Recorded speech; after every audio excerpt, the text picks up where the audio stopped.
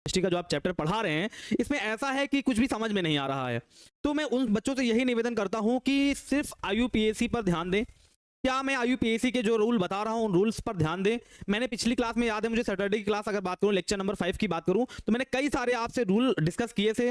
मैंने कहा था कि कई सारे रूल मैं आपको बोल रहा हूं, उन रूल्स को लिख लीजिए। बहुत सारे बच्चे होते हैं कि जो लिख लेते हैं, गाइडेंस फॉलो करते हैं, और कुछ ऐसे बच्चे भी होते हैं जो गाइडेंस फॉलो नहीं करते हैं प्यारे बच्चों। तो उनके लिए मैं ये कहता हूं कि अभी मैं 11th का जब ये सफलता बैच आएगा, तो 11th के सफलता बैच को मैं आपको बता दूं, 11th के सफलता बैच को मैं वही आपको बताऊं कि भाई सितंबर के आसपास मैं 11th के सफलता बैच को ऑर्गेनिक केमिस्ट्री का आईयूपीएसी पढ़ाऊंगा।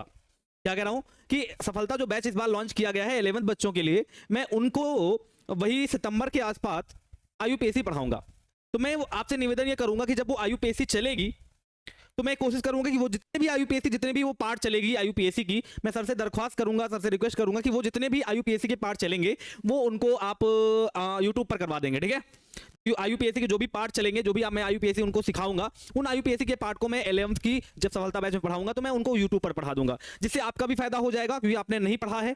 मैं रिक्वेस्ट करूंगा सर से, हो जाएगा आपका काम। तो उस समय जब भी ये लाइव क्लास आएगी, मैं आपसे गुजारिश करता हूं, आपसे रिक्वेस्ट करता हूं कि आप भी उस क्लास को ज्वाइन करेंगे, ताकि जो इसमें डाउट हो रहा है आईयूपीएसी लिखने में, वो डाउट आपका पूरा क्लियर हो जाएगा। ओके, बहुत बढ़िया, आंसर आने लगे बच्चों के।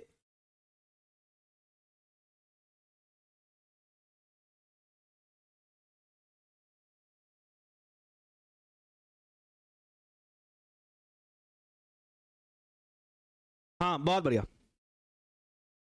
कोई कह रहा है सर क्लास के टाइम समझ जाते हैं फिर भूल जाते हैं।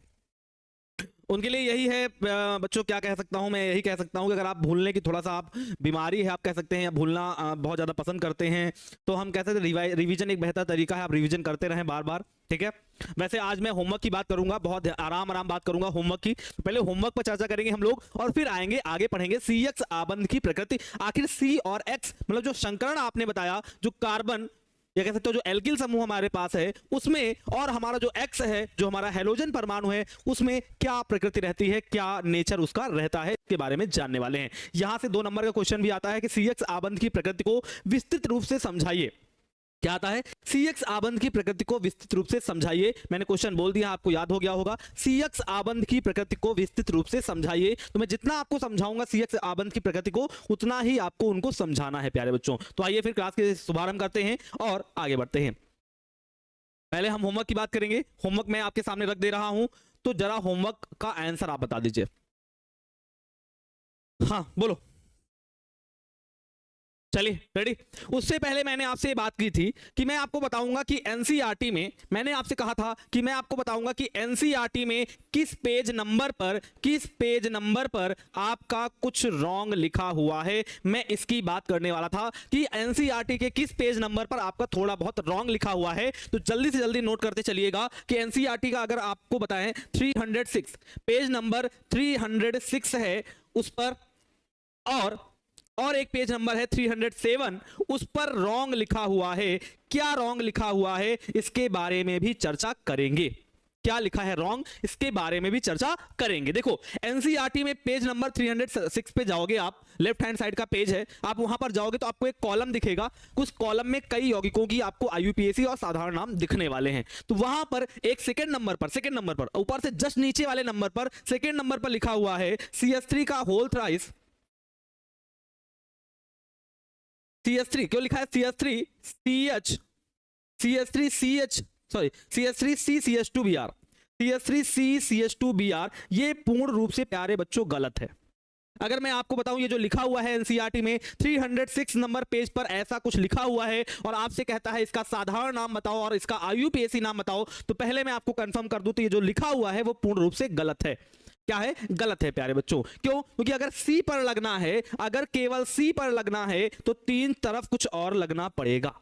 एक तरफ तो लगा है CH2Br, देखो ऐसे, एक तरफ तो लगा है CH2Br, मगर ये जो तीनों साइड आपकी खाली हो गई, इन तीनों साइड में भी कुछ ना कुछ आना चाहिए था, मगर इन्होंने कहा है केवल एक CH3 लगा है, मतलब ऊपर और नीचे कुछ भी नहीं लगा है। इसका मतलब सर ये पूर्ण रूप से गलत लिखी है। तो इसका सही क्या लिखा जाएगा? तो देखो जरा, इसका जो सही होगी, इसकी जो सही होगी वो होगी प्यारे बच्चों CH3 का होल थ्राइस, CH3 का होल थ्राइस CCH2Br, ये आपका करेक्ट हो जाएगा। आप एनसीईआरटी में पूर्ण रूप से करेक्ट कर लीजिएगा।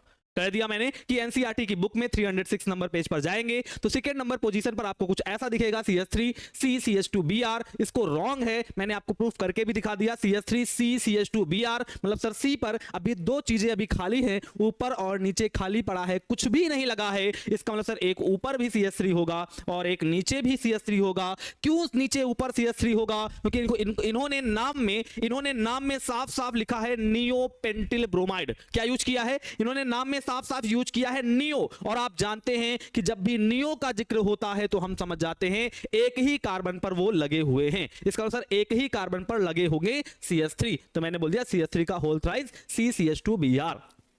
ओके, अच्छा एक और आगे आ जाओ। एक और अगर आप जाएंगे पेज नंबर 307 पर, तो पेज नंबर 307 पर आपको थर्ड नंबर पर, कहां? थर्ड नंबर पे लिखा हुआ है उदाहरण नंबर 10.1। मेरे पास एनसीईआरटी की बुक सामने रखी हुई है, मैं आपको दिखा देता हूं। एनसीईआरटी की बुक सामने रखी हुई है, इस पर आपको उदाहरण नंबर 10.1 में जाएंगे तो वहां आपको थर्ड नंबर पर क्या दिखेगा? लिखा है CH3 CH2 CH2, लिखा है CH3 CH2 CH2 Br CH2 CH2 Br CH3 CH2 CH3, क्या लिखा हुआ है? CH2 CH3। ये ऐसा नहीं होना चाहिए प्यारे बच्चों। क्यों? मैं आपको इसको खोल के दिखाता हूं। देखो CH3 CH2 CH2, इसी पर लगा है Br, आगे लगा है CH2 और आगे लगा है CH3। मैंने इसे पूरा का पूरा खोल दिया। अब आप ये देखोगे कि इस वाले कार्बन पर देखो आपको दिखेगा 5 बॉन्ड लग गए। कैसे? एक बॉन्ड ये वाला हो गया, एक नीचे हो गया 2, एक इधर हो गया 3, हो गए ना 3, 1 2 3 हो गए। उसके साथ साथ 2 हाइड्रोजन लगे हैं, तो कितने बॉन्ड हो गए? 5 बॉन्ड हो गए। इसका मतलब सर 5 बॉन्ड होने नहीं चाहिए थे, तो यहां पर ये वाला ऐसा ना लिख करके कुछ ऐसा लिखा जाएगा sir CH3 CH2 CH2 CH3 CH2 CH Br CH2 CH3, ये कुछ ऐसा लिखा जाएगा। एक H यहां पर नहीं होना चाहिए, ये यहां पर गलती की गई है और एक यहां पर गलती की गई है। गलती भी मैंने नोट कर दी। यहां पर H2 की जगह पर H होना चाहिए था और यहां कोई गिनती नहीं लिखी है। इसका मतलब सर यहां मिसप्रिंट हुआ है और यहां पर 3 होना चाहिए था। ओके, क्लियर हो गई बात? तो ये आपने गलतियां ढूंढ ली एनसीईआरटी की। सर एनसीईआरटी में पेज नंबर 306 पर ये गलती लिखी है और पेज नंबर 307 पर ये गलती लिखी है। गलती नहीं आप कह सकते हो, मिसप्रिंट हो गया है, मगर आपकी जिम्मेदारी है कि सर मेल कर दो एनसीईआरटी वालों को।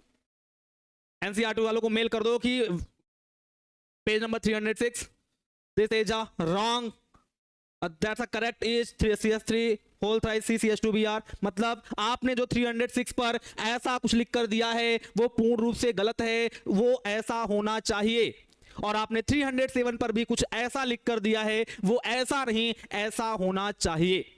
मेल कर दो एनसीईआरटी वालों को। नीचे डाल देना भाई विशाल सोनी सर, नीचे डाल देना भाई विशाल सोनी सर।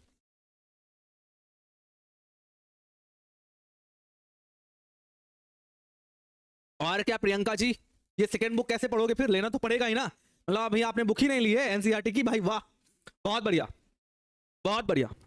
चलो अब आ जाओ, जो होमवर्क दिया था मैंने 11 नंबर को देखो। 10 नंबर तो मैंने दिया ही नहीं, मुझे लगता है 10 नंबर भी होमवर्क था क्या?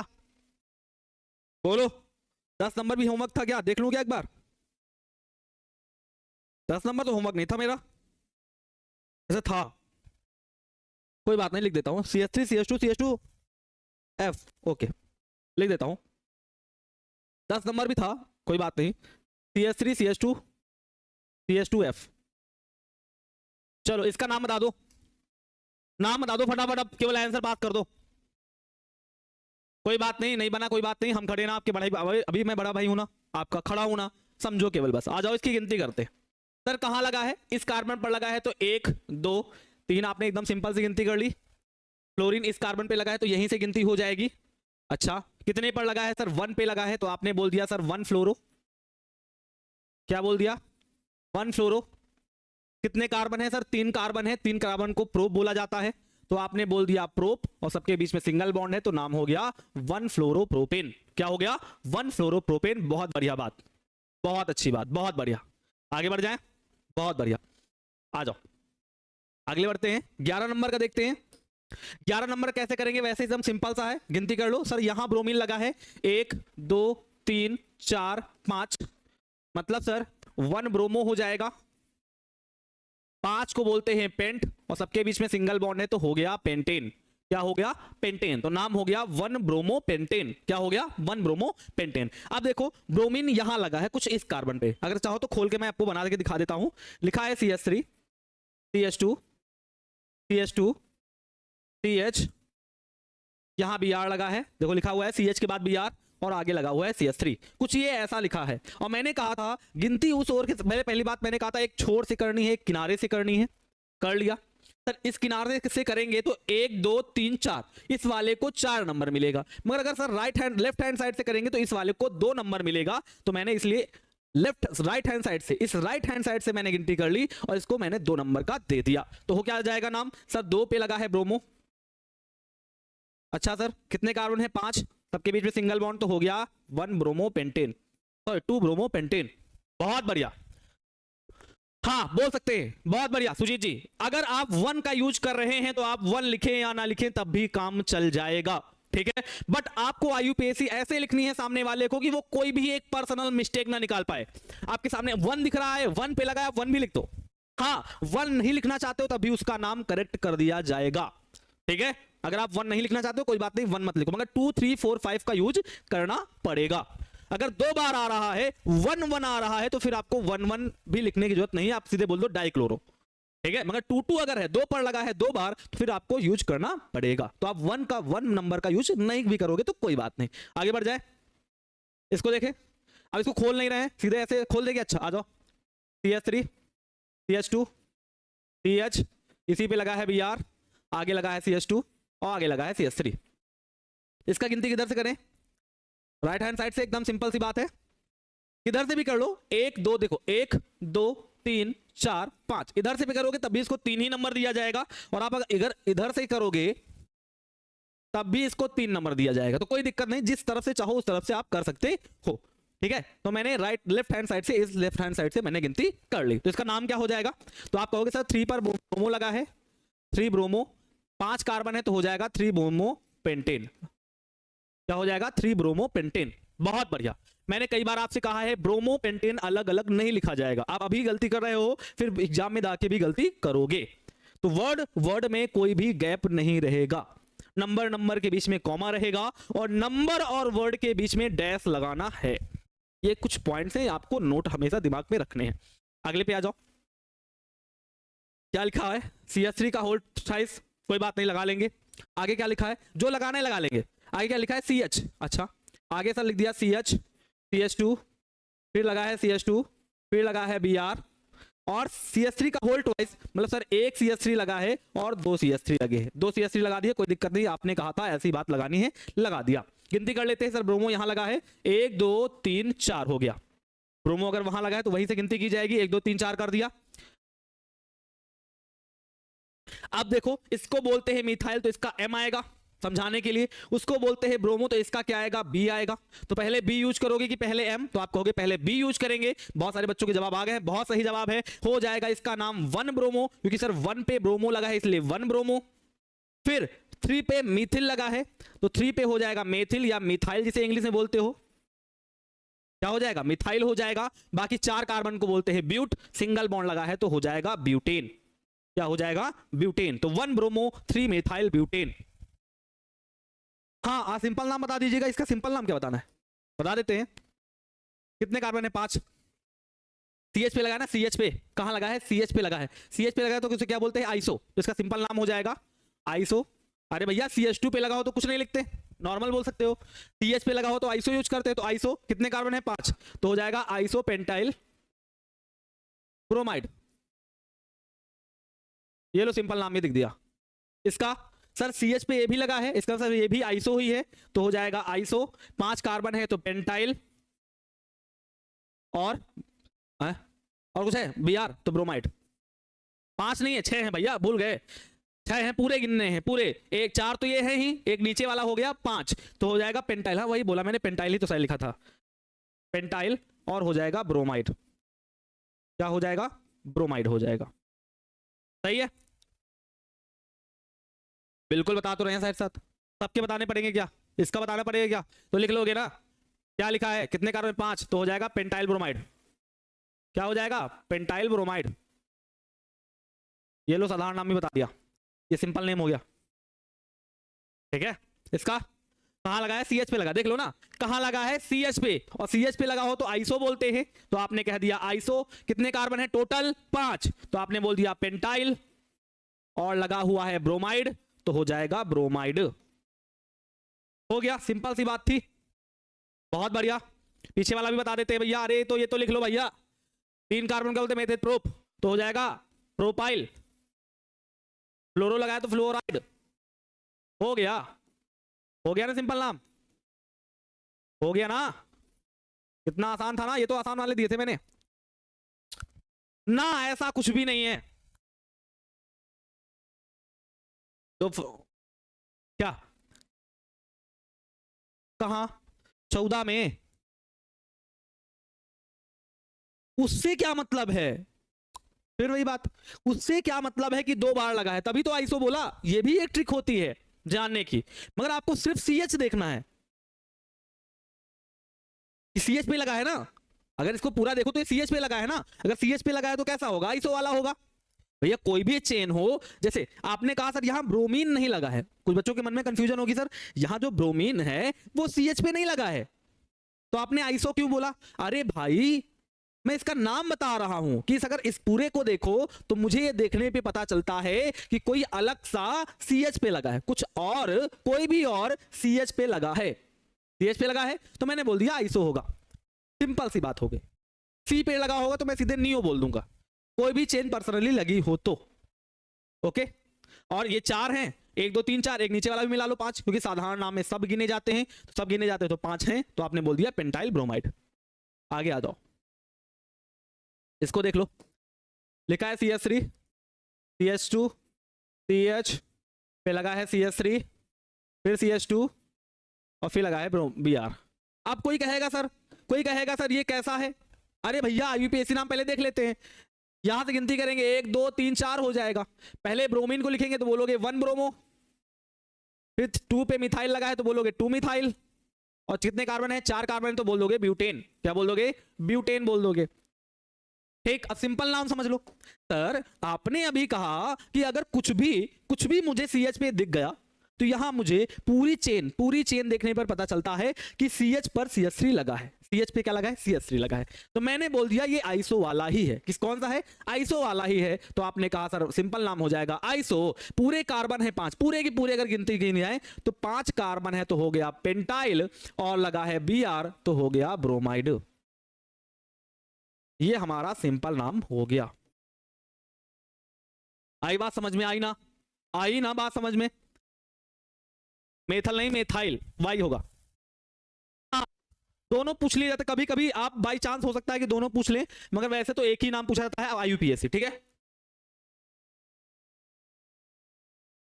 समझ गया ना, वैसे तो पूछा IUPAC ही जाता है, ठीक, कंपलसरी, अगर आपको सिंपल नाम भी समझना है, पेपर में आ जाए तो उसको भी लिखने में आसानी हो। आगे बढ़े, आओ इसको बना लेते हैं। पहले कितने कार्बन है सर, ब्यूट का मतलब होता है 4 कार्बन, तो आपने कहा sir 1 carbon, 2 carbon, 3 carbon, 4 carbon. अच्छा, इन देखो आराम आराम देखो, पहले गिनती कर लो, आपने कहा था सर पहले गिनती करनी है, तो आपने पहले गिनती करवा दी, बहुत आराम आराम, बहुत जल्दी नहीं है, बहुत आराम आराम।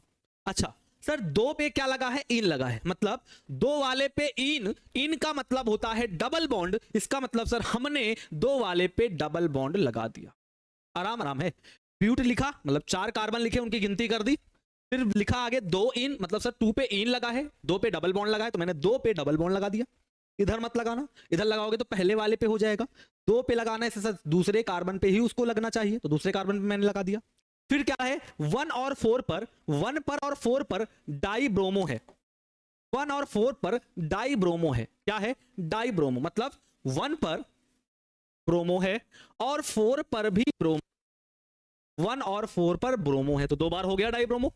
उसके साथ जो बच गए उनके बीच में मैंने सिंगल बॉन्ड लगा दिया, क्योंकि सर बच गए हैं तो सिंगल बॉन्ड ही लगेगा। अब बचे हैं H, तो H लगा लेते हैं।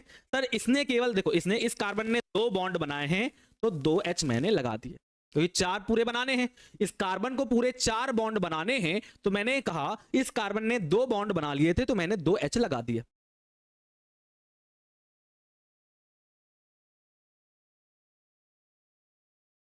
बहुत बढ़िया। इस पर एक ये बॉन्ड लगा है, दो ये बॉन्ड लगे हैं, तो 3 बॉन्ड लगे हैं, एक बच गया तो एक H लगा दिया। 2 बॉन्ड लगे हैं, एक बॉन्ड लगे मतलब सर 3 बॉन्ड लगे हैं, एक बच गया मतलब एक H इस पे भी लगा दिया।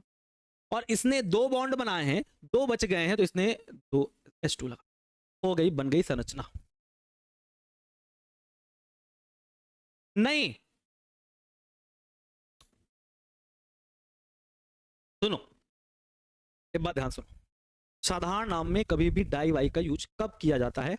जब वो, जैसे ब्रोमीन है वो 2 बार आ जाए तो आप डाई का यूज कर सकते हो, क्लोरीन है 2 बार आ जाए आप 2 डाई का यूज कर सकते हो, बोल सकते हो डाई क्लोराइड, डाई ब्रोमाइड, ठीक है। बट जितने भी आपको पीछे वाले दिख रहे होंगे, सबके सब में जैसे इसमें भी देख लो, आप इसकी बार बार बात कर रहे हो, बार बार पर्सनली इसकी बात कर रहे हो, सर CH पर 2 CH3 लगे हैं, यही बोल रहे हो ना सर, CH पर 2 CH3 लगे। अरे भैया एक की गिनती मैंने कर ली है ना, 1 2 3 4, एक की गिनती कर ली है, एक ही तो छूटा है, तो 3 पर केवल यही तो छूटा है, क्या ये छूटा क्या? नहीं, ये नहीं छूटा, इसकी गिनती हो गई है, केवल ये छूटा है, तो इसलिए मैंने लिखा 3 मिथाइल, डाई मिथाइल नहीं लिखा, 3 मिथाइल। अब बहुत बच्चे यहां बोल रहे हैं सर साधारण नाम में ऐसा क्यों नहीं लिखा? प्यारे बच्चों, साधारण नाम में कोई गिनती नहीं की जाती है, और साधारण नाम में कोई गिनती नहीं की जाती, तो जितने भी ओवरऑल आपको कार्बन दिख रहे हैं उनकी नाम लिख दो। तो आपने कहा सर ओवरऑल हमको 5 कार्बन दिख रहे हैं, अब कितने हैं ये नहीं बोलो कि सर 3 पर 2, एक बार ये लगा एक बार ये लगा, आगे नहीं जाओगे क्या चल के? अभी भी तो रास्ता है, तो वो तो IUPAC के लिए है ना, सिंपल के लिए ओवरऑल गिने जाते हैं कितने कार्बन दिख रहे हैं। सर पूरे में मुझे 5 कार्बन दिख रहे हैं, इसलिए मैंने पेंटाइल बोल दिया था, ठीक। आगे बढ़े, फिर लिखा है CX आबंध की प्रकृति, इसकी बात करने वाले। अब थोड़ा सा 11th की बात करेंगे थोड़ा सा प्यारे बच्चों। हाँ, नहीं अभी नहीं हटाया गया है, जब सिलेबस अपडेट होगा तो हटाया जाएगा, ठीक है। जब जो भी अपडेट होगा मैं आपको बता दूंगा, क्लियर। और मैंने ये भी कहा था कि नेक्स्ट संडे को मैं आपकी डाउट क्लास लूंगा विलेन चैप्टर की, तो रेडी रहिएगा उसके लिए, ओके। इस पूरे चैप्टर में अभी तक ये समझ में आया कि मुझसे कोई संरचना बना के दे देगा, उस संरचना से मुझे IUPAC भी पूछ सकता है और साधारण नाम भी पूछ सकता है। दूसरी बात क्या है सर, मुझे वो नाम लिखकर भी दे सकता है और मुझसे कहेगा कि एक संरचना बना के दिखाओ। तो 2 चीजें हमें सीखनी है अभी तक के पूरे 5 लेक्चरों में, कि मुझे संरचना बना के दे देगा, वो कहेगा इसकी IUPAC लिखो, या मुझे IUPAC नाम लिख के दे देगा, ये कहेगा इसकी संरचना बनाओ, और सिंपल नाम भी पूछ सकता है। तो यहां तक की हम लोगों ने बात अभी तक की है। जिनको लगता है सर कुछ भी नहीं समझ में आ रहा है, पूरे पहले लेक्चर से लेकर अभी तक के लेक्चर को रिवाइज कर लो, समझ में आ जाए, ठीक। आओ जरा CX आबंध की प्रकृति की बात करते हैं। देखो CX का मतलब क्या होता है? CX का मतलब सर एक कार्बन और एक हैलोजन है। अच्छा, और मुझे पता है सर जो कार्बन वाला है वो हमारा वर्ग 14 का है, और जो हैलोजन वाला है वो हमारा वर्ग 17 का है। इतनी बातें तो आपको पता ही है सर, जो कार्बन का वर्ग होता है वो 14 होता है, और जो हैलोजन का वर्ग होता है वो 17 होता है। और आपने कहा था बाएं से दाएं जाने पर इलेक्ट्रोनेगेटिविटी बढ़ती है, कहा था कि नहीं कहा था? ये भी बातें कही थी। 3rd चैप्टर की बात है, जहां तत्वों का वर्गीकरण एवं गुणधर्मों में आवर्तिता आपको पढ़ाया गया था। वहां पर मैंने बात की थी कि सर अगर बाएं से दाएं जा रहे हैं, आवर्त में अगर आप बाएं से दाएं जा रहे हैं, तो हमेशा क्या होता है, विद्युत ऋणात्मकता बढ़ती है। क्या होता है? बढ़ती है। तो यहां पर वही बात लिखेंगे एक्स परमाणु की तुलना में, सॉरी कार्बन परमाणु की तुलना में, ध्यान सुनना, वहां से जो वहां लिखा है उसी से उठा रहे हैं, कार्बन परमाणु की तुलना में एक्स परमाणु, ये केवल समझाने के लिए है, आप चाहे समझ ले, ऐसे सिंपल लिखा है समझाने के लिए है, ताकि आपको समझ में आए कि सर कार्बन का वर्ग 14 है, हैलोजन का 17 है, बाएं से दाएं जाएंगे तो इलेक्ट्रोनेगेटिविटी विद्युत ऋणात्मकता बढ़ती है। वही बात हम लिखने वाले हैं। मैंने लिखा कार्बन परमाणु की तुलना में, मतलब कार्बन की तुलना में एक्स परमाणु की विद्युत ऋणात्मकता ज्यादा होती है। क्या होती है प्यारे बच्चों? ज्यादा होती है। यहां तक तो बात क्लियर है ना आपको? 11th की बात है ये, वहीं से मैंने उठाई है कि एक्स परमाणु, अगर कार्बन की बात करें तो कार्बन की तुलना में एक्स की सबसे ज्यादा, मतलब एक्स की ज्यादा होती है क्या? विद्युत ऋणात्मकता। इतनी बात हो गई, होती है, जिससे अब क्या होगा ये भी बता दो सर। अगर एक्स परमाणु की ज्यादा है विद्युत ऋणात्मकता, इसका मतलब सर उस पर ऋण आ जाएगा, तो आप कहोगे सर जिससे एक्स परमाणु पर आंशिक धनावेश पार्शियल निगेटिव, आंशिक धनावेश, सॉरी आंशिक ऋणावेश, धनावेश बोल रहा हूं, आंशिक ऋणावेश। ऋणावेश का मतलब सर आपने साफ साफ ये बोला कि सर कार्बन की तुलना में एक्स परमाणु की इलेक्ट्रोनेगेटिविटी, विद्युत ऋणात्मकता ज्यादा है, मतलब सर वो ज्यादा ऋणात्मक है। एक्स क्या है, एक्स वाला ज्यादा ऋणात्मक है। आपने ये कह दिया कि अगर वो ज्यादा ऋणात्मक है, इसका सर उस पर पार्शियली रूप से, आंशिक रूप से ऋणावेश हो जाएगा। ऋणावेश जिससे आ जाता है, जिससे एक्स परमाणु पर आंशिक ऋणावेश आ जाता है, आ जाता है। और कार्बन परमाणु पर, कार्बन परमाणु पर, परमाणु पर आंशिक, आंशिक धनावेश आ जाता है, आंशिक धनावेश आ जाता है। क्या इतनी बातें किसी को अभी डाउट है क्या? ये कमेंट कर दो बस। एनसीईआरटी बुक लेनी जरूरी है। आप बिहार बोर्ड की 3rd टॉपर साजिया परवीन जी हैं, आप उनका इंटरव्यू देख लीजिए, पढ़ा हुआ है। मैं बहुत अपने आप को बहुत बड़ा शिक्षक नहीं मानता हूं, मगर मैं आपको पढ़ा रहा हूं तो मैं एक शिक्षक की तरीके से, एक बड़े भाई की तरह से आपको गाइड करूंगा। ये एनसीईआरटी क्यों रखी है मेरे, आपको क्यों दिखा रहा हूं? ये तो दिखानी नहीं चाहिए कि मेरे सामने एनसीईआरटी खुली हुई है, बट मैंने ये क्यों रखा है? आज इसलिए रखा है कि ताकि मैं आपको गलत बता दूं कहां पर गलत है। अब इसी से ही मैं पढ़ता हूं। इसके अलावा आपकी बिहार की बुक हो गई और एक अनदर प्रकाशन की बुक हो गई, ठीक है, प्राइवेट, उससे भी पढ़ता हूं। क्यों रखा है? प्रिफर के लिए, ये प्रिफर करती है, इसको पढ़ना जरूरी है लाइन टू लाइन। अगर मेरा बस चले ना तो मैं इसका पीडीएफ बनवा के लाइन टू लाइन आपको पढ़ाऊं, बस और कुछ ना पढ़ाऊं। 100% कहता हूं, इससे बाहर जेई और नीट में भी क्वेश्चन नहीं आएगा। कोई भी प्राइवेट बुक लेने की जरूरत नहीं है। अगर मेरा बस चले सिर्फ मैं इसी को पढ़ाऊं, आपकी भारतीय भवन छोड़ दूं। बट भारतीय भवन इसलिए पढ़ानी पड़ती है क्योंकि आपके पास ऑब्जेक्टिव ज्यादा आते हैं और वो बिहार बोर्ड पर्सनली उसी टॉपिक से पूछता है, इसलिए पढ़ानी पड़ती है। नहीं मेरा बस चले तो मैं इसका पीडीएफ बनवा लूं, पीडीएफ खोल लूं सामने, डाउनलोड कर लूं, पीडीएफ खोल लूं सामने, उस पर लाइन टू लाइन पढ़ाऊं। मैं कहता हूं कि केमिस्ट्री में कोई तुमको पिछाड़ दे भला, बट पढ़ानी पड़ रही है, इसलिए मैं पढ़ाऊं, ठीक है। ओके, तो ये बातें समझ में आई क्या? सिंपल सी बात है सर। 14 कार्बन का वर्ग 14 होता है, हेलोजन का 17 होता है। मैंने अच्छे से 11th में चैप्टर 3 में तत्वों का वर्गीकरण एवं गुणधर्मों में आवर्तिता में आपने पढ़ाया था कि अगर आप बाएं से दाएं जा रहे हैं, लेफ्ट टू राइट जा रहे हैं, तो इलेक्ट्रोनेगेटिविटी, विद्युत ऋणात्मकता का मान कम हो जाता है। तो मैंने वही कहा कि सर अगर कार्बन की तुलना में एक्स परमाणु की विद्युत ऋणात्मकता ज्यादा होती है, वही आपने लिख लिया और ऐसे ही पेपर में भी लिखना है। सर कार्बन परमाणु की तुलना में एक्स परमाणु की विद्युत ऋणात्मकता, प्यारे बच्चों, ज्यादा होती है। अगर एक्स परमाणु की विद्युत ऋणात्मकता ज्यादा है, इसका मतलब हम कह सकते हैं कि एक्स परमाणु पर आंशिक रूप से ऋणावेश आ जाएगा। अगर ये ज्यादा ऋणात्मक है तो इस पर क्या आएगा? आंशिक रूप से ऋणावेश आ जाता है, और बचा कार्बन तो उस पर आंशिक रूप से धनावेश आ जाता है। यही वाली पूरी लाइन आपको लिखी गई है, ठीक। आ जाओ जरा। इसका मतलब क्या कह रहा हूं कि सर कार्बन, और अगर एक्स की बात करें तो क्या होगा, क्या होगा सर? कार्बन पर आंशिक रूप से, मतलब डेल्टा प्लस, आंशिक रूप से धनावेश, और एक्स परमाणु पर आंशिक रूप से ऋणावेश आ जाता है। अब यहां कार्बन पर कितने बॉन्ड बनने चाहिए? कार्बन पर कितने बॉन्ड बनने चाहिए? तो आप कहोगे सर कार्बन ने 1 बॉन्ड बनाया है तो 3 और बनाएगा। तो आपने कहा सर यस सर, लीजिए आपने 3 और बना लिया। तीनों पे क्या चिपका दो? कुछ भी चिपका दो, एच ही चिपका दो या CH भी चिपका सकते हो, कुछ भी चिपका सकते हो, ये बात की बात है, ठीक है। ऐसे होगा, कार्बन पे ये 3 बॉन्ड कुछ ना कुछ इस पर जुड़ेगा, ये रहा आगे एक्स परमाणु। तो एक्स की विद्युत ऋणात्मकता ज्यादा, इसलिए सर इसके ऊपर माइनस। डेल्टा का मतलब होता है आंशिक रूप से। 11th की कॉपी खोल के रख लेना। डेल्टा जहां लिख दूं, साइड में लिख दूं ना, जहां डेल्टा का अर्थ क्या है, एरो करके लिख दे रहा हूं, आंशिक। आंशिक का मतलब तो समझते होगे, आधा या थोड़ा।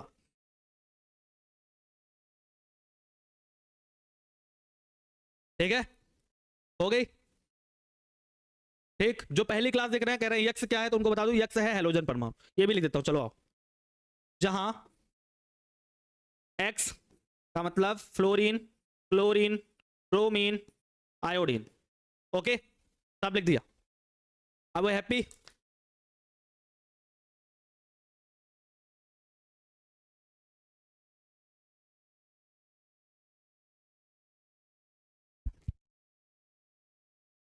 इतनी बातें पकड़ में आ गई?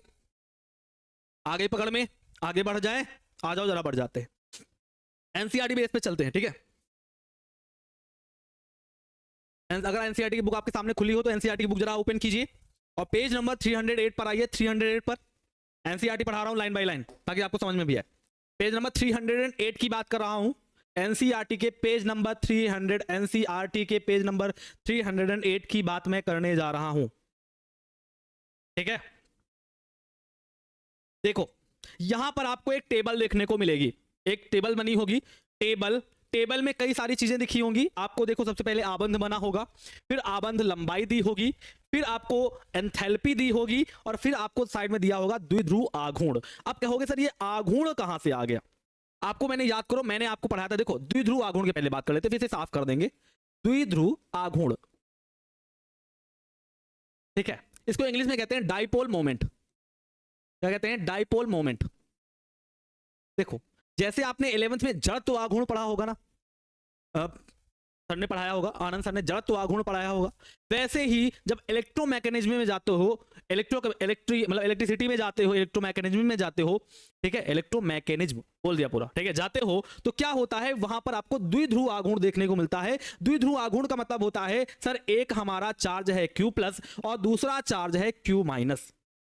एक चार्ज है प्लस वाला, एक चार्ज है माइनस वाला, एक छोर पर प्लस है और एक छोर पर माइनस का चार्ज है। तो इनके बीच में जो आघूर्ण क्रिएट होता है उसे कहते हैं द्विध्रुव आघूर्ण। द्विध्रुव का मतलब एक पॉजिटिव का है और एक नेगेटिव का है, इसलिए इसे बोलते हैं द्विध्रुव आघूर्ण, डाइपोल मोमेंट। क्या बोलते हैं? डाइपोल मोमेंट बोलते हैं प्यारे बच्चों। तो द्विध्रुव आघूर्ण के बारे में कई सारी जानकारी प्राप्त करेंगे। उससे पहले हम आबंध लंबाई की बात करेंगे। एनसीईआरटी लाइन टू लाइन चलेंगे आराम आराम, कहीं कोई कंफ्यूजन नहीं आएगी। तो नोट करके चलते हैं। पहली बात नोट,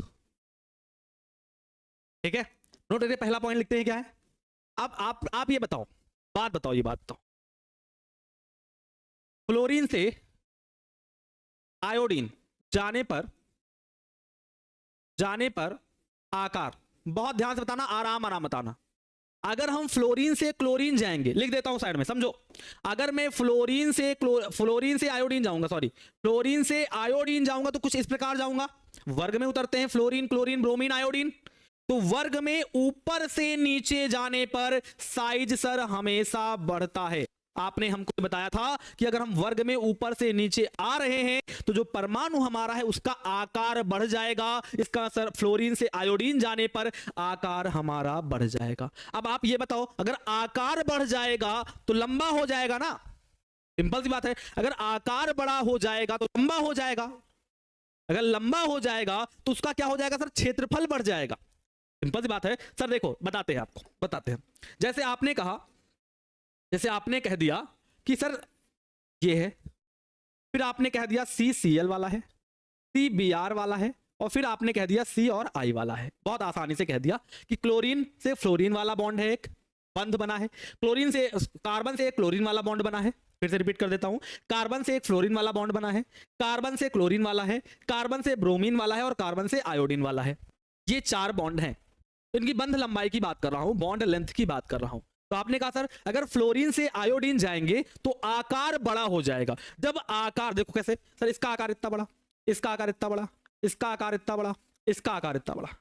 तो आप ये भी समझ रहे हो जब सर आकार बढ़ जाएगा तो आप यही तो कहोगे, यहां कार्बन यहां फ्लोरीन, यहां कार्बन यहां क्लोरीन, यहां कार्बन यहां ब्रोमीन और यहां कार्बन यहां आयोडीन। तो आप खुद ये बताओ, खुद देख के बताओ कि सर कार्बन से फ्लोरीन की बॉन्ड लेंथ छोटी है, कार्बन से क्लोरीन की बॉन्ड लेंथ उससे बड़ी है, कार्बन से ब्रोमीन की और बड़ी है और कार्बन से आयोडीन की और बड़ी है। तो जैसे जैसे आकार बड़ा हो रहा है वैसे वैसे उनकी बंध लंबाई, जो बॉन्ड लेंथ है, वो भी बड़ी होती जा रही है। तो आपने कह दिया, यहां कह दिया सर जो बंध लंबाई होगी, जो बंध लंबाई होगी वो भी बढ़ती जाएगी। बंध लंबाई भी क्या होगी प्यारे बच्चों? वो भी बढ़ती जाएगी। समझ में आई ना बात? अच्छे से आई ना? कोई दिक्कत नहीं है, कोई दिक्कत नहीं है। तो क्या हो जाएगा सर? ये सबसे छोटा, उससे बड़ा ये वाला, फिर ब्रोमीन वाला, फिर आयोडीन वाला। बात समझ में आ गई ना?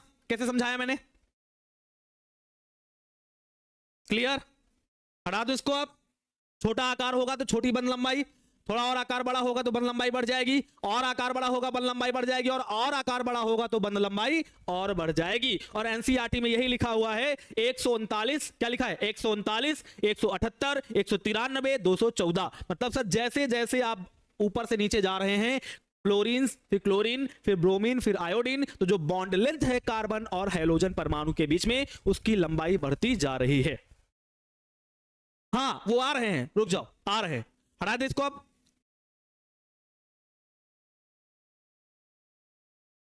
ठीक है, समझाने के लिए था, समझा दिया, आगे आ जाओ, चलते दूसरा पॉइंट देखते हैं। आप बताओ जरा, बंध लंबाई, ये मैं पढ़ा रहा हूं 11th का चैप्टर नंबर 4 है, जहां मैं आपको रासायनिक आबंधन एवं आणविक संरचना पढ़ा रहा था। वहां पर मैंने आपको बंधन ऊर्जा के बारे में बताया था, बंध ऊर्जा के बारे में और बंध लंबाई के बारे में भी बताया था, कार्बन को खासकर करके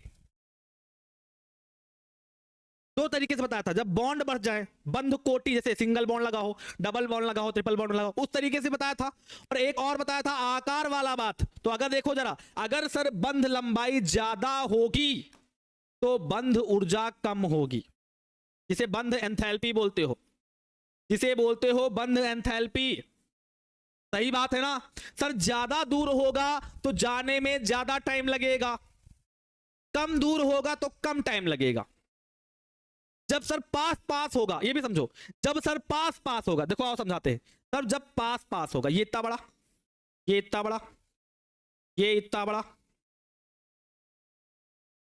और ये इतना बड़ा, ये देख लो, चारों देख लिए, नाम लिख देता हूं, एक दो से समझा देता हूं।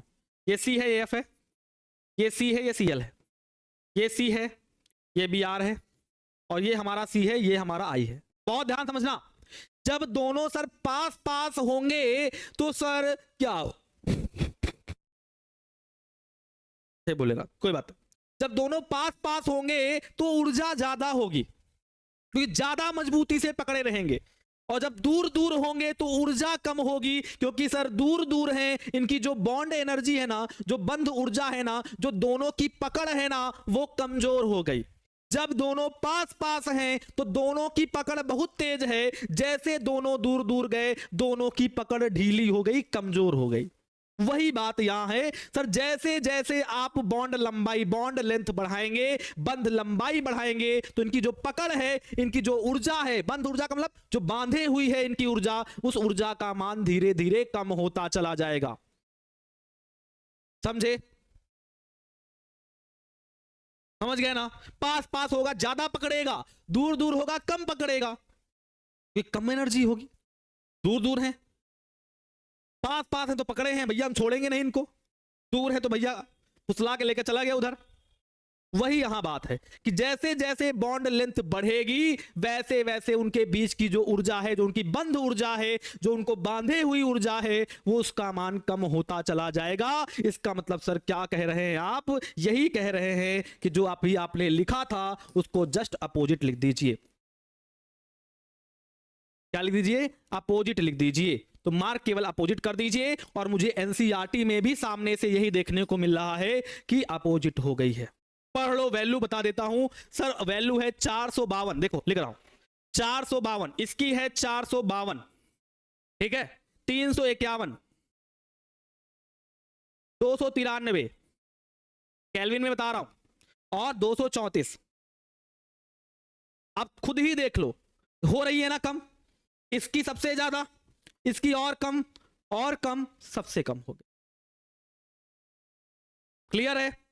आ जाओ, अच्छा आगे बढ़ते, लिखा रहने दे, ये भी चौ लिख देते हैं। 139 है इसकी, 178, 193, और लास्ट वाली है 234, 214, सॉरी, ठीक है, बहुत बढ़िया। प्रिया जी बुक खोल के रखती है, मुझे बहुत अच्छा लग रहा है, कुछ बच्चे हमारे बुक खोल के रखे हैं, बहुत बढ़िया लग रहा है। ठीक, चलें आगे बढ़े, आगे बढ़े, आओ। लास्ट पॉइंट समझना, द्विध्रुव आघूर्ण वाला, बहुत ध्यान समझना लास्ट पॉइंट। देखो, ऐसा कहा नहीं जाता है, ऐसा माना जाता है। देखो पहले द्विध्रुव आघूर्ण को समझो। जैसे मैंने कहा कार्बन और, बताता हूं इसे, लिखता हूं फिर बताता हूं। जैसे मैंने कहा कार्बन और फ्लोरीन, कार्बन और क्लोरीन, दोनों की तुलना पहले कर रहा हूं, ठीक है, दोनों की अच्छे से तुलना कर रहा हूं।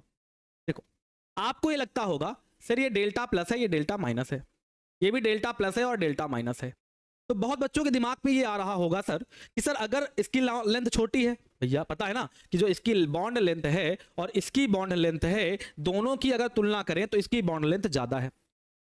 ये तो पता ही चल गया सर, सी और एफ की बॉन्ड लेंथ ज्यादा है, सॉरी गलत बोला, बॉन्ड लेंथ लिख दिया।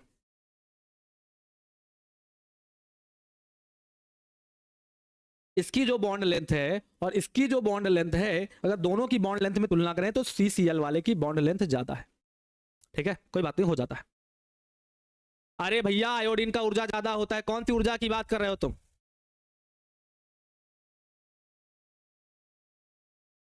हम बॉन्ड एनर्जी की बात कर रहे हो, तुम आयोडीन की बता रहे हो, कुछ भी है।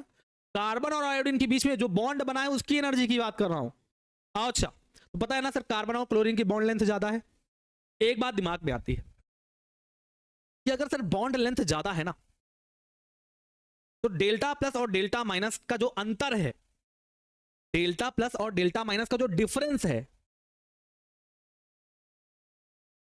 ये जो डेल्टा है, इसका जो डेल्टा है, उनमें क्या होगा, इसका डेल्टा बड़ा होगा। ये बात जरा मुझे कंफर्म कराओ, कंफर्म कराओ एक बात अच्छे से। मैं पूरा लिख देता हूं, सी बी आर और यहां है सी आई, केवल समझाने के लिए लिख रहा हूं, केवल समझा रहा हूं बस। इसकी बॉन्ड लेंथ, इसकी बॉन्ड लेंथ, बॉन्ड लेंथ की तुलना करें तो ज्यादा होती चली जा रही है, तो सर डेल्टा जो होगा वो बढ़ता चला जाएगा।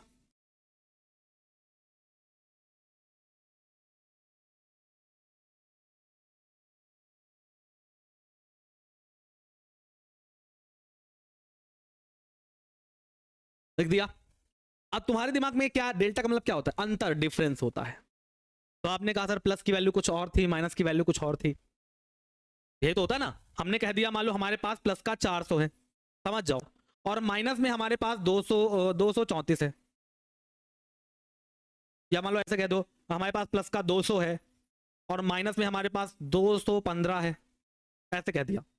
प्लस वैल्यू की वैल्यू इतनी है, माइनस वैल्यू की वैल्यू इतनी है, आराम समझो सर। क्योंकि सर फ्लोरीन का ज्यादा विद्युत ऋणात्मक होता है जो हैलोजन परमाणु होता है वो ज्यादा विद्युत ऋणात्मक होता है, इसलिए मैंने ऋणात्मक वैल्यू ज्यादा वैल्यू ले ली। ठीक, अब आपने कहा सर इनका कोई डिफरेंस होगा, यस सर, और ये पता है जब हम ऊपर से नीचे जा रहे हैं तो आकार बड़ा हो रहा है, और सर आकार बड़ा हो रहा है, आकार बड़ा हो रहा है, तो इससे क्या हो रहा है, जब आकार बड़ा हो रहा है तो उनके बीच का जो गैप है, जो प्लस और माइनस का जो डिफरेंस है वो भी बड़ा हो रहा है। अगर वो बड़ा हो रहा है तो डेल्टा, डेल्टा भाई डेल्टा डेल्टा दोनों है, इनको भी डेल्टा डेल्टा, तो मैं बोल रहा हूं डेल्टा मतलब सर जो इनका अंतर है, जो पार्शियल जो चार्ज है, जो आंशिक आवेश है, ऐसे बोल सकते हो, जो आंशिक आवेश है उसका जो अंतर है, जो डिफरेंस है, वो बढ़ता चला जा रहा है। अगर सर डिफरेंस बढ़ रहा है तो मैं ये कह सकता हूं कि जो द्विध्रुव आघूर्ण होगा वो भी बढ़ना चाहिए। डाइपोल मोमेंट का मतलब क्या होता है? देखो, डाइपोल मोमेंट का मतलब होता है सर एक वाला पॉजिटिव हो और दूसरा वाला निगेटिव हो और इनकी बीच की दूरी, ऐसे तो होता है ना, अभी समझाया ना, ये है डाइपोल मोमेंट, एक पॉजिटिव और एक निगेटिव और बीच की है इनकी लेंथ। तो मैंने कह दिया जितनी लेंथ बड़ी होती जाएगी उतना इनका द्विध्रुव आघूर्ण का मान जो होगा वो बढ़ता जाएगा। ऐसा होना चाहिए था, मगर एनसीईआरटी क्या कहती है? एनसीईआरटी ये कहती है प्यारे बच्चों, एनसीईआरटी ये कहती है कि सीसीएल का ज्यादा होता है सीएफ से। ध्यान देखो, मैं लिख रहा हूं, पहले इसको मैं हटा रहा हूं, ये बातें समझ में आ जाएंगी, मैं लिखता हूं, जब जैसे लिखूंगा आपको समझ में आ जाएगा। एनसीईआरटी क्या कहती है? एनसीईआरटी क्या कहती है? कहती है कि अगर आपको हम तुलना करवाएं, अगर आपको हम तुलना कराएं तो क्या होगा, तुलना कराएं तो क्या होगा, सीसीएल का ज्यादा है। मतलब क्या है? मतलब क्या है कि सर जब आप लेंथ बढ़ा रहे हो तो उनके जो आवेश का अंतर है वो बड़ा हो रहा है, और जैसे जैसे आवेश का अंतर बड़ा हो रहा है तो जो उनका आघूर्ण है वो छोटा होता जा रहा है। कि दूरी बढ़ रही है ना, दूरी बढ़ रही है तो क्या होगा, छोटा हो जाएगा। क्यों? क्योंकि आनंद सर ने आपको पढ़ाया होगा Q1 Q2 अपॉन में R स्क्वायर, जरा इसको याद करो, कुछ याद आया? F बराबर 1/4 पाई ऐसा था, F बराबर 1/4 pi epsilon not, Q1 Q2 upon में R स्क्वायर, हाँ ऐसा कुछ। तो यहां क्या चल रहा है सर, Q1 Q2 का मतलब सर एक पॉजिटिव एक negative, positive negative positive negative, और ये उनके बीच की दूरी R है। तो आपने कहा जैसे जैसे आप आर का मान बढ़ाएंगे, जैसे जैसे आप आर का मान बढ़ाएंगे, देख लो आराम से देख लो, जैसे जैसे आप आर का मान बढ़ाएंगे तो जो म्यू, अच्छा म्यू बराबर क्या होता है ये भी जान लो, जो म्यू बराबर होता है वो क्यू इंटू डी होता है। यहां से तुलना करते हैं तो जब आर का मान आप बढ़ा रहे हो तो जो उत्तर आ रहा है फोर्स का वो छोटा हो रहा है, जो बल लग रहा है वो छोटा लग रहा है, कम लग रहा है ना। जैसे जैसे दूरी बढ़ा रहे हैं वैसे वैसे क्या बल क्या का मान क्या हो रहा है, छोटा हो रहा है। तो वही मैंने कहा बल का मतलब जो आकर्षण बल, जो ऊर्जा है वो कम होती जा रही है। वही बात यहां पर समझ में आ गई। फिर यहां आ जाओ कि सर जो द्विध्रुव आघूर्ण होता है, तो द्विध्रुव आघूर्ण का फार्मूला होता है वो होता है म्यू बराबर क्यू इंटू डी। क्या होता है, म्यू बराबर क्यू इंटू डी होता है। ये क्या है, म्यू क्या है, म्यू है द्विध्रुव आघूर्ण, डाइपोल मोमेंट है। क्या है, डाइपोल मोमेंट है।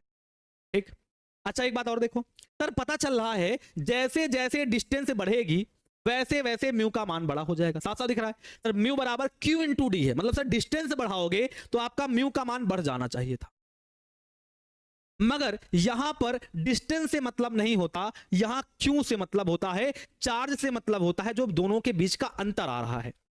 तो अंतर जितना छोटा होगा, अंतर जितना कम होगा, द्विध्रुव आघूर्ण उतना ज्यादा होगा। और एनसीईआरटी कहती है कि सीसीएल का जो अंतर आता है, जो डेल्टा प्लस और डेल्टा माइनस का जो डिफरेंस निकल के आता है, वो सीसीएल का ज्यादा होता है सीएफ से अपेक्षा, जबकि सीएफ का ज्यादा होना चाहिए था, मगर ये अपवाद के स्वरूप में है। एक अपवाद आप समझ सकते हो और स्टार बना सकते हो सर कि ये हमको याद रखना है। यहां से सवाल बहुत भर भर के पूछे जाते हैं, जेई नीट में बहुत भर भर के पूछे जाते हैं, और ये आपसे कभी कभी कहां इसी में पूछ लेता है, या कह सकते हो ऑब्जेक्टिव में पूछ लेगा, आपसे दे देगा निम्न में द्विध्रुव आघूर्ण का घटता क्रम है, निम्न में द्विध्रुव आघूर्ण का घटता क्रम है। तो घटता का मतलब कम होना चाहिए, तो ये कम ही तो हो रहा है। आप एनसीईआरटी में वैल्यू देख लो, एनसीईआरटी की वैल्यू लिख रहा हूं मैं आपके सामने, इसकी है 1.847 और इसकी है 1860, मतलब 1.860। और आगे आ जाओ, फिर कम हो गई, 1830 हो गई, 1.830 हो गई, और फिर और आगे नीचे आओगे तो और कम हो जाएगी, 1.636 हो जाएगी। ये द्विध्रुव आघूर्ण का मान है, म्यू का मान है। किसका मान है, म्यू का मान है। तो एक अपवाद है, क्यों अपवाद है इसकी चर्चा हम लोग बाद में करेंगे, वो आपके सिलेबस में नहीं है। पर आपको एक अपवाद के शुरू में एक ही तो है ना, और कोई तो अपवाद नहीं मिला। देखो ये तो कोई अपवाद नहीं है, ये तो हम लोगों ने 11th में भी पढ़ा है सर। फ्लोरीन से आयोडीन जाएंगे तो आकार बड़ा होगा, आकार बड़ा होगा तो बंद लंबाई बड़ी हो जाएगी। आपने अच्छे से बना के फिगर समझाया था, एकदम सही है। फिर आपने कहा सर बंद लंबाई जैसे ज्यादा ज्यादा होगी तो उनकी जो बीच की जो एनर्जी होगी, जो उनका बांधने वाला जो एनर्जी होगा वो कम हो जाएगा। पास पास होंगे तो ज्यादा तगड़े पकड़े, बहुत मजबूती से पकड़े रहेंगे, उनकी एनर्जी ज्यादा होगी। दूर दूर हो जाएंगे तो कम पकड़ पाएंगे एक दूसरे को, तो उनकी एनर्जी कम हो जाएगी। ये सिंपल सा था, मगर सर ये एक अपवाद मिला और इस अपवाद को हम याद रखेंगे। ठीक, क्लियर, कोई दिक्कत नहीं। तो फिर आज यहीं तक रखते हैं, कल आएंगे, अगले लेक्चर में आएंगे तो फिर आगे आपसे चर्चा होगी और आगे आपसे बहुत सारी चर्चाएं की जाएंगी। कल के लेक्चर में आपको पढ़ाएंगे हैलो एल्केन्स के विरचन की विधियां। मैं चाहता हूं कि मैं आपको दोनों एक साथ पढ़ाता चलूं एनसीईआरटी के बेस पर, ठीक है। तो हैलो एल्केन्स बनाने की विधियां जानेंगे और कल सारी विधियां जान लेंगे, थोड़ा सा फास्टली जानेंगे, इसलिए थोड़ा सा पढ़ के आइएगा, रिवीजन करके आइएगा। आज क्लास कैसी लगी जरा एक बार कमेंट पास कर दो, थोड़ा सा मैं खुश हो जाऊं। कोई बात नहीं है, अगर आपके पास 2023 वाला ऑब्जेक्टिव बुक है उससे पढ़िए।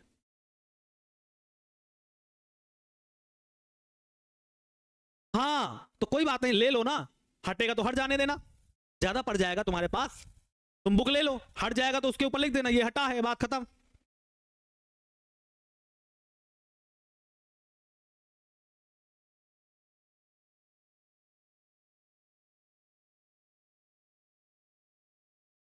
कम समझ में आया सर, और रिपीट करोगे तो समझ में आ जाएगा, ठीक है। तो इसमें जो अतिरिक्त बातें बताई ना, ये होता है वो होता है ये होता है वो होता है, दुनियादारी जो बताई, मतलब ना दुनियादारी भूल जाओ। फिर इसको अपवाद मान लो कि आपने सर एक ही केवल अपवाद बताया है कि अगर द्विध्रुव आघूर्ण की बात करें तो द्विध्रुव आघूर्ण का जो क्रम होता है वो ऐसा होता है। चाहो तो मैं यहां पर लिख दूं, चाहो मैं यहां पर लिख दूं, चाहो तो द्विध्रुव आघूर्ण, द्विध्रुव आघूर्ण का घटता क्रम, ये लो। अब तो हैप्पी हो गए, ठीक है।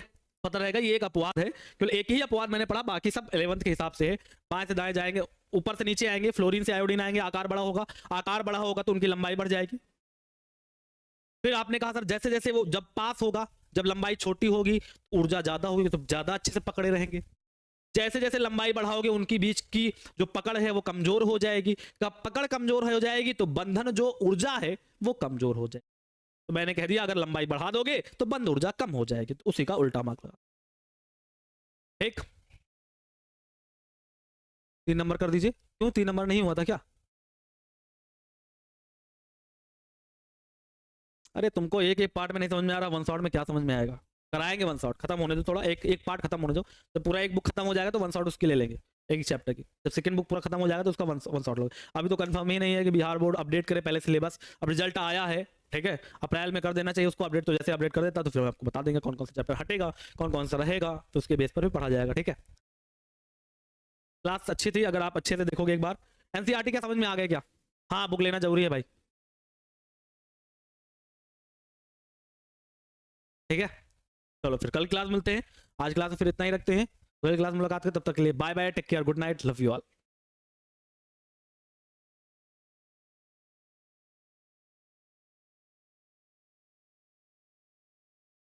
कर दो। हेलो मेरे प्यारे बच्चों, कैसे हैं सभी? बढ़िया होंगे, जबरदस्त होंगे, आपकी पढ़ाई भी बहुत जबरदस्त चली होगी। सभी प्यारे बच्चों का वेलकम करता हूं इस प्यारी सी शानदार जानदार क्लास में। सभी प्यारे बच्चों को गुड इवनिंग और बहुत अच्छे तरीके से होंगे। कई सारे बच्चों के डाउट्स आ रहे हैं सर, बहुत सारे डाउट्स इस चैप्टर में हो रहे हैं। एक लिमिट के अनुसार अगर हम देखें सर कि ये जो चैप्टर है ना आप जो पढ़ा रहे हैं, जो ऑर्गेनिक केमिस्ट्री का जो आप चैप्टर पढ़ा रहे हैं, इसमें ऐसा है कि कुछ भी समझ में नहीं आ रहा है। तो मैं उन बच्चों से यही निवेदन करता हूँ कि सिर्फ IUPAC पर ध्यान दें। क्या मैं IUPAC के जो रूल बता रहा हूं उन रूल्स पर ध्यान दें। मैंने पिछली क्लास में, याद है मुझे, सैटरडे की क्लास अगर बात करूं, लेक्चर नंबर 5 की बात करूं, तो मैंने कई सारे आपसे रूल डिस्कस किए थे।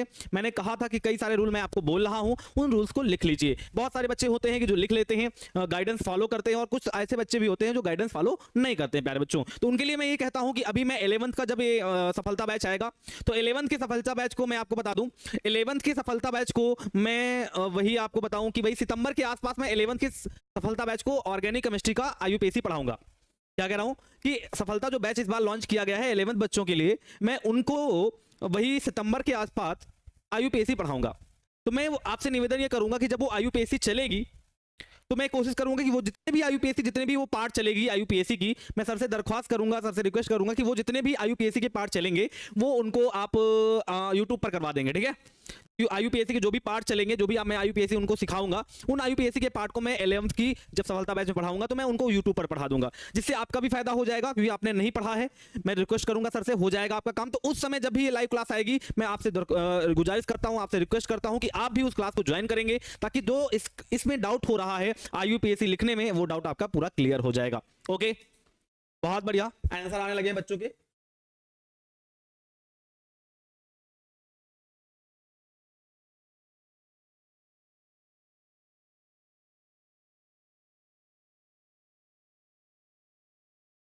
हाँ, बहुत बढ़िया। कोई कह रहा है सर क्लास के टाइम समझ जाते हैं फिर भूल जाते हैं।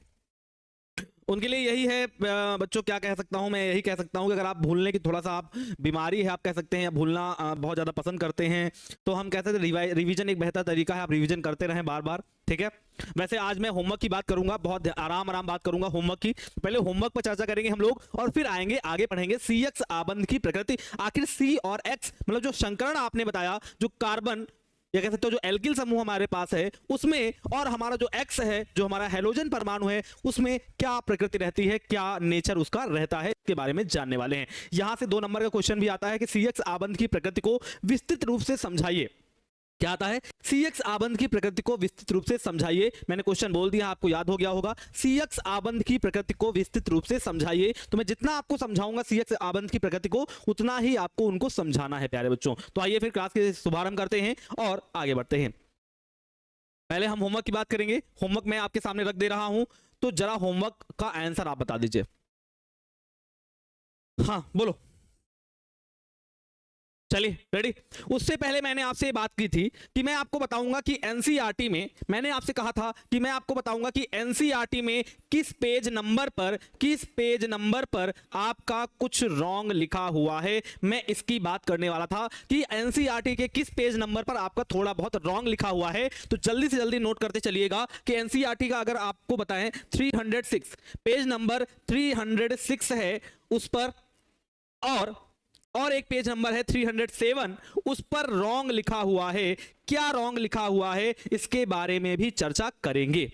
क्या लिखा है रॉन्ग इसके बारे में भी चर्चा करेंगे। देखो एनसीईआरटी में पेज नंबर 306 पे जाओगे आप, लेफ्ट हैंड साइड का पेज है, आप वहां पर जाओगे तो आपको एक कॉलम दिखेगा। उस कॉलम में कई यौगिकों की आपको आईयूपीएसी और साधारण नाम दिखने वाले हैं। तो वहां पर एक सेकंड नंबर पर ऊपर से जस्ट नीचे वाले नंबर पर सेकंड नंबर पर लिखा हुआ है CS3 का होल थ्राइस।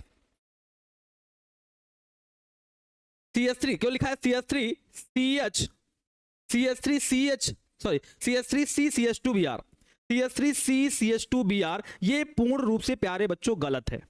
अगर मैं आपको बताऊं ये जो लिखा हुआ है एनसीईआरटी में 306 नंबर पेज पर ऐसा कुछ लिखा हुआ है और आपसे कहता है इसका साधारण नाम बताओ और इसका आईयूपीएसी नाम बताओ, तो पहले मैं आपको कंफर्म कर दूं तो ये जो लिखा हुआ है वो पूर्ण रूप से गलत है। क्या है? गलत है प्यारे बच्चों। क्यों? क्योंकि अगर सी पर लगना है, अगर केवल सी पर लगना है तो तीन तरफ कुछ और लगना पड़ेगा। एक तरफ तो लगा है CH2Br, देखो ऐसे एक तरफ तो लगा है CH2Br, मगर ये जो तीनों साइड आपकी खाली हो गई, इन तीनों साइड में भी कुछ ना कुछ आना चाहिए था। मगर इन्होंने कहा है केवल एक CH3 लगा है, मतलब ऊपर और नीचे कुछ भी नहीं लगा है। इसका मतलब सर ये पूर्ण रूप से गलत लिखी है। तो इसका सही क्या लिखा जाएगा? तो देखो जरा, इसका जो सही होगी, इसकी जो सही होगी वो होगी प्यारे बच्चों CS3 का होल थ्राइस, CS3 का होल थ्राइस CCH2Br। ये आपका करेक्ट हो जाएगा। आप एनसीईआरटी में पूर्ण रूप से करेक्ट कर लीजिएगा। कह दिया मैंने कि एनसीईआरटी की बुक में 306 नंबर पेज पर जाएंगे तो सेकंड नंबर पोजीशन पर आपको कुछ ऐसा दिखेगा CS3CCH2Br। इसको रॉन्ग है, मैंने आपको प्रूफ करके भी दिखा दिया। CS3CCH2Br मतलब सर सी पर अभी दो चीजें अभी खाली हैं, ऊपर और नीचे खाली पड़ा है, कुछ भी नहीं लगा है। इसका मतलब सर एक ऊपर भी CS3 होगा और एक नीचे भी CS3 होगा। क्यों नीचे ऊपर CS3 होगा? क्योंकि इन्होंने नाम में साफ साफ लिखा है नियोपेंटिल ब्रोमाइड। क्या यूज किया है इन्होंने? नाम में साफ साफ यूज किया है नियो। और आप जानते हैं कि जब भी नियो का जिक्र होता है तो हम समझ जाते हैं एक ही कार्बन पर वो लगे हुए हैं। इसका मतलब सर एक ही कार्बन पर लगे होंगे CH3। तो मैंने बोल दिया CS3 का होल थ्राइस CCH2Br। ओके, अच्छा एक और आगे आ जाओ।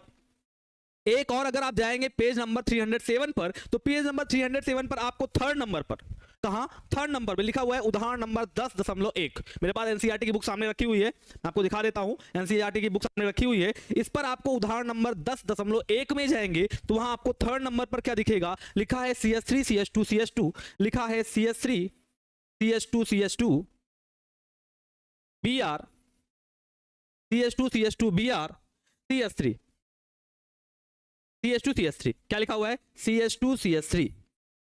ये ऐसा नहीं होना चाहिए प्यारे बच्चों। क्यों? मैं आपको इसको खोल के दिखाता हूं। देखो CH3 CH2 CH2, इसी पर लगा है Br, आगे लगा है CH2 और आगे लगा है CS3। मैंने इसे पूरा का पूरा खोल दिया। अब आप ये देखोगे कि इस वाले कार्बन पर देखो आपको दिखेगा 5 बॉन्ड लग गए। कैसे? एक बॉन्ड ये वाला हो गया, एक नीचे हो गया 2, एक इधर हो गया 3, हो गए ना 3, 1 2 3 हो गए। उसके साथ साथ 2 हाइड्रोजन लगे हैं तो कितने बॉन्ड हो गए? 5 बॉन्ड हो गए। इसका मतलब सर 5 बॉन्ड होने नहीं चाहिए थे। तो यहां पर ये वाला ऐसा ना लिख करके कुछ ऐसा लिखा जाएगा sir CH3 CH2 CH2 CH3 CH2 CH Br CH2 CH3, ये कुछ ऐसा लिखा जाएगा।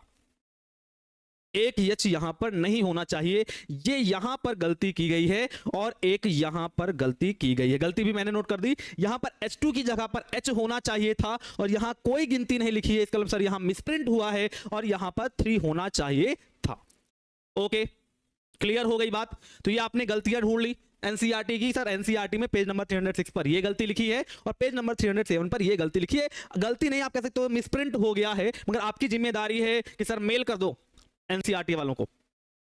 एनसीईआरटी वालों को मेल कर दो कि page number 306 this is a wrong, that's a correct is CS3 whole thrice CCH2Br, मतलब आपने जो 306 पर ऐसा कुछ लिख कर दिया है वो पूर्ण रूप से गलत है, वो ऐसा होना चाहिए। और आपने 307 पर भी कुछ ऐसा लिख कर दिया है वो ऐसा नहीं, ऐसा होना चाहिए।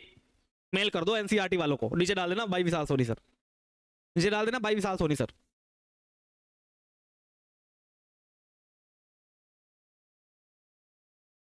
और क्या प्रियंका जी, ये सेकंड बुक कैसे पढ़ोगे? फिर लेना तो पड़ेगा ही ना, मतलब अभी आपने बुक ही नहीं ली है एनसीईआरटी की, भाई वाह।